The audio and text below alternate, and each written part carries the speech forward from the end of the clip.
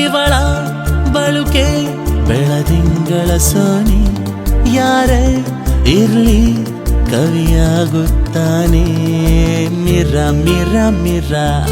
ಮಿಂಚುತ್ತಾಳೆ ನೀರ ಮಿಂಚುಗಳೇ ಕಣ್ಣ